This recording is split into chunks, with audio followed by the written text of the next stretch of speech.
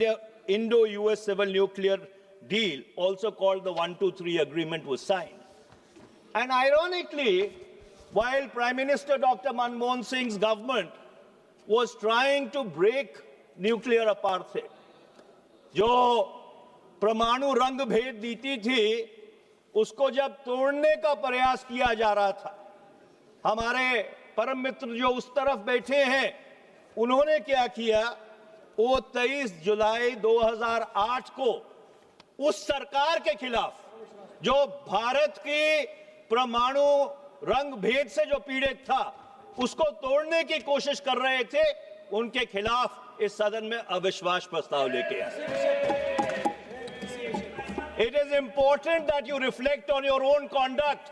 When the UPA government was trying to break India's nuclear isolation and nuclear apartheid, you brought a vote of no confidence against that government. It's another matter that no confidence motion was defeated 275 to 256 with 11 abstentions. Now let me, अरे इतिहास तुमको समझाना बहुत जरूरी है. History is very important because you people tried to derail India's nuclear program. You tried to derail India's nuclear program. You were an impediment in breaking India's nuclear apartheid. That's a history that you should not forget. That's a history you should not forget. You covered yourself in ignominy. आपने भारत का जो परमाणु trajectory थी, उसको Daryl करने की कोशिश की राजनीतिक कारणों से. अध्यक्ष ji, please address the chair. इनको बिठाइए. Let the house be in order. Let the house be in order. Let the house be in order. Sir, सच्चाई कड़वी होती है अध्यक्ष जी. I will be giving opportunity to you to अध्यक्ष speak. जी, Let him complete. सच्चाई कड़वी होती है. Now let me. Please address the chair. आप बैठिएगा, please. Now, Mr. Chairperson, sir. अरे तो शुरुआत आ गई, अनुराग जी, जरा बैठ जाइए. Now let me, Mr. Chairperson, sir, come to the merits of this bill. Now, government has brought the present bill to open up the civilian nuclear sector to private participation. Clause 3-1-C of the bill. There's speculation that government wants to bring in 49% to 100% foreign direct investment into the sector. What strikes me as very strange, Mr. Chairperson, sir, that a conglomerate which has built an empire on leased public assets announces its intent to enter the nuclear energy sector in late November 2025, and in December 2025 we have this bill.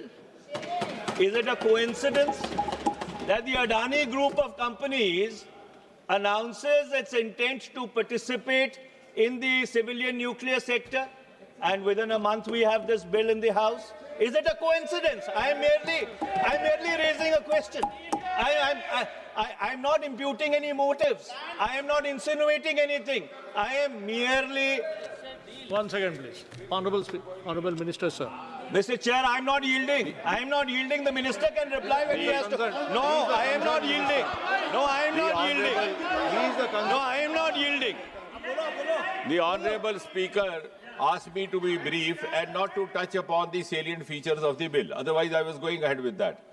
Now, nowhere in the bill has there been any intention, obviously or inadvertently, reflecting that this is meant to benefit a certain house. Now, this is an allegation which puts the entire house into entire house into disrepute. We are practicing the highest norms of democracy, and nowhere in the bill.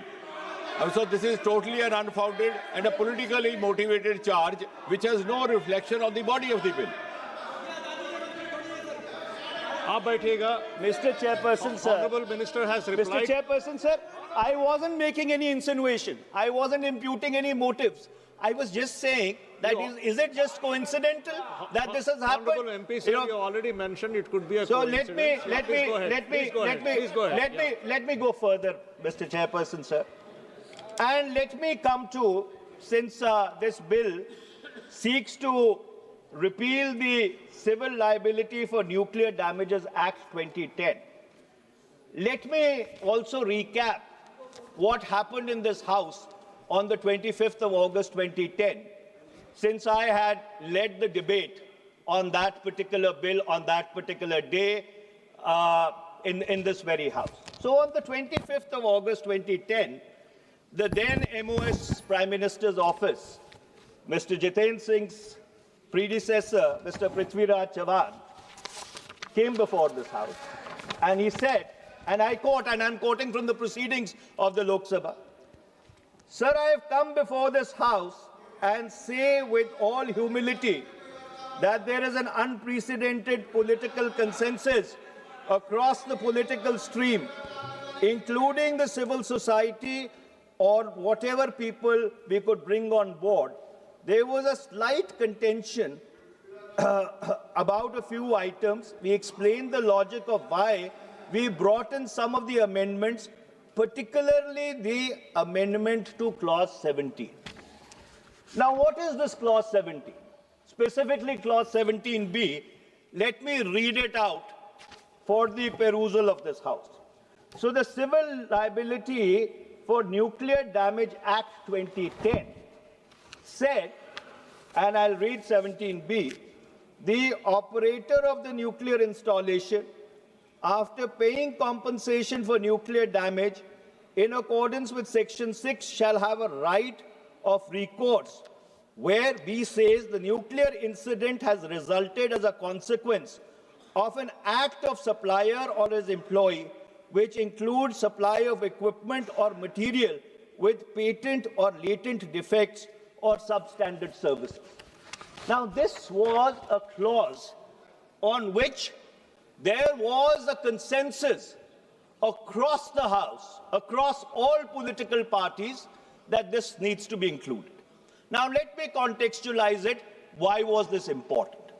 Because the Department of Atomic Energy, which leads India's nuclear program, felt that if we are going to be going into a collaboration where foreign suppliers are going to come in, there needs to be a clause in the bills or a section in the Act whereby if there is a nuclear incident because of the design in the product which has been supplied, that nuclear supplier should be made liable.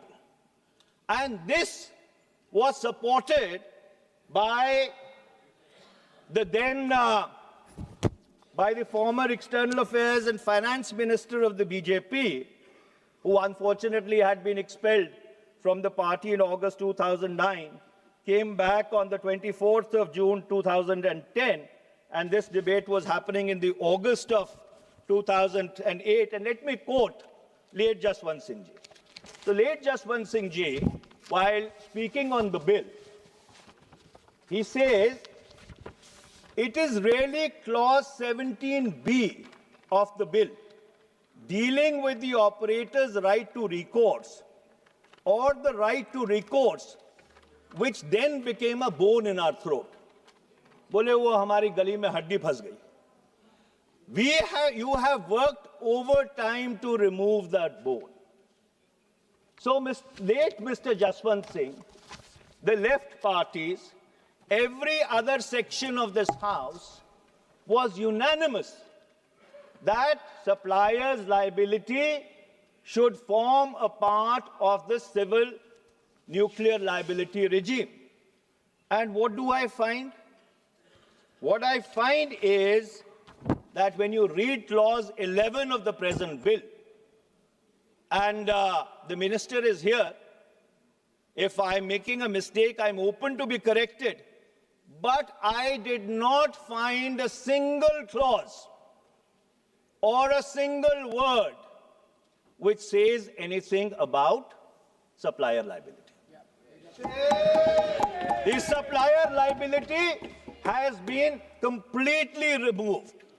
Now, God forbid, if a nuclear accident or a nuclear incident was to take place, and since we are going to be dependent upon foreign suppliers, especially when we are opening up the nuclear energy sector to private participation, we are going to allow foreign direct investment 49%, 51%, 76%, 100%. I do not know how much to come in. Then, under those circumstances, shouldn't the supplier be liable? If there is a defect in the product, in fact, it is going to indemnify your own domestic players about whom you made such a big noise a while ago. God forbid, if some incident was to take place. And so therefore it is very important. I know a large number of countries around the world have had